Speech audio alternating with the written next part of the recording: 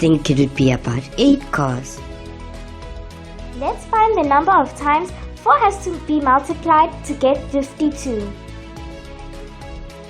So, let's divide 52 by 4.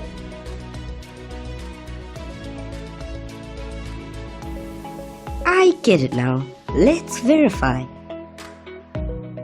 1, 2, 3, 4, 5, 6, 7, 8, 9, 10, 11, 12, 13. Wow!